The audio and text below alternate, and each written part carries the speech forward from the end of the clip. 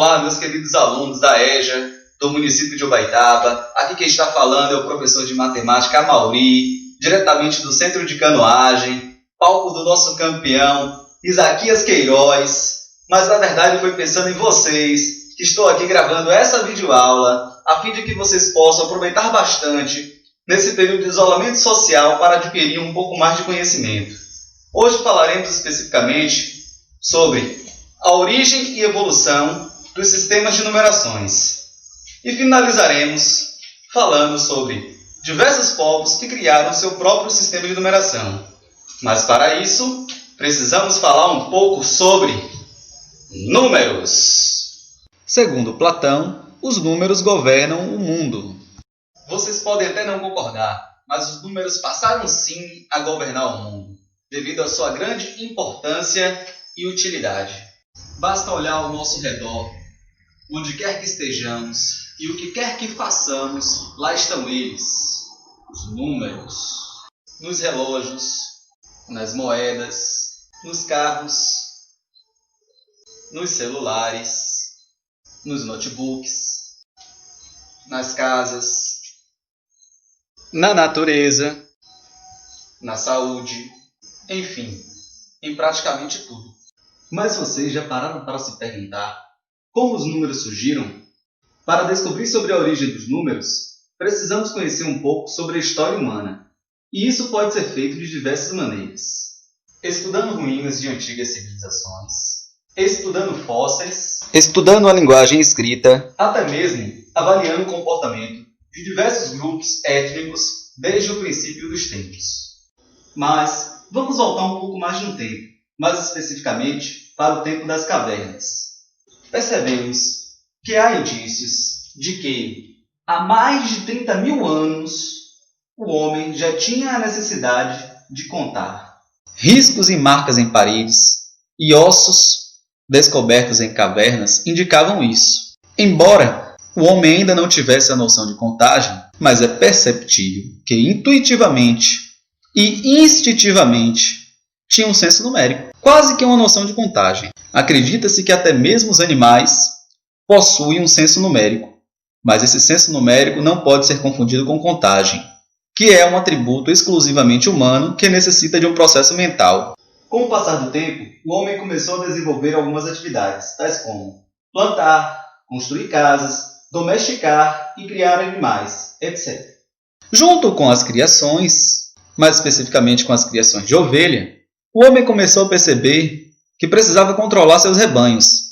E foi a partir desse momento que ele percebeu que precisava arrumar alguma forma para contá-los. Pois eles tinham que soltar as ovelhas pela manhã e ao final da tarde ele tinha que analisar se alguma tinha morrido, se tinha sido roubada, se tinha sido perdida, se havia se separado do rebanho ou até mesmo se havia nascido uma outra ovelhinha.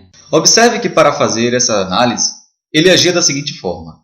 Cada animal que saía para o pasto de manhã correspondia a uma pedra que ele guardava em um saco. No final do dia, quando os animais voltavam do pasto, era feita a correspondência inversa. Ou seja, para cada animal que retornava, ele retirava uma pedra do saco. Se no final do dia sobrasse alguma pedra, a conclusão era óbvia. É porque faltava algum dos animais. Se algum animal fosse acrescentado ao rebanho, era só acrescentar a quantidade de pedras correspondentes.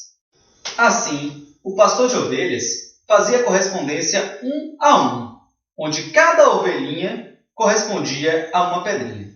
Um fato interessante é que a palavra que utilizamos hoje, cálculo, é derivada da palavra latina, cálculos, que significava pedra. À medida que a quantidade de ovelhas foi aumentando, o cálculo por pedrinhas foi ficando ultrapassado. Aí começou a surgir a necessidade de se fazerem agrupamentos. Vejamos aqui como funciona a questão da ideia de agrupamentos. Vamos ver um exemplo. Digamos que 5 pedras pretas correspondam a uma pedra marrom. Ou seja, eu podia pegar uma pedra marrom para substituir 5 pedras pretas.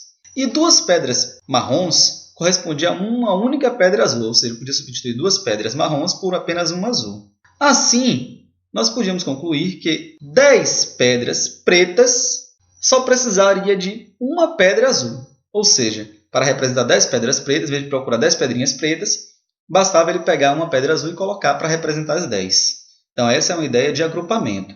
A partir de então tudo ficou mais fácil, pois a correspondência unidade a unidade já não era feito somente com pedras, talhas em ossos, marca nas paredes. O homem passou também a utilizar os dedos das mãos, nós em corda, os dedos dos pés, desenhos e outros tipos de numerações e marcações para efetuar as contagens. Com as primeiras formas de agricultura, o homem passou a ter a necessidade de contar o tempo, as estações do ano, as fases da lua, e assim começaram a surgir as primeiras formas de calendário e outras formas de contagem. Com o surgimento do comércio, do aumento da variedade de coisas e objetos a serem contados, o método de pedrinhas, nós em cordas, os dedos das mãos, dos pés, já não eram mais maneiras adequadas para se fazerem as contagens. Com o aumento exagerado da variedade de coisas que surgiram para serem contadas, o homem passou a representar as quantidades por expressões, gestos, palavras, símbolos, agrupamentos.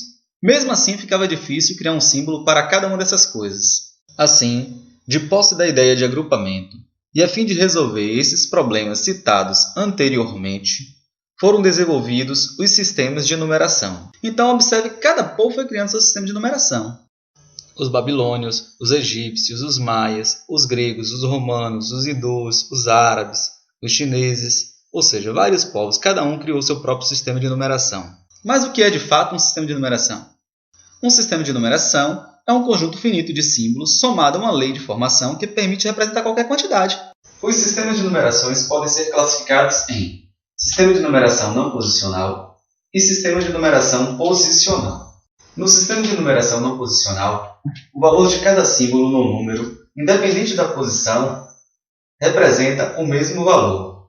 No sistema de numeração posicional, o valor do dígito em um número depende da posição que ele ocupa nesse mesmo número. Na próxima aula, detalharemos cada um dos sistemas de numerações. Até a próxima aula, façam a atividade, fiquem com Deus!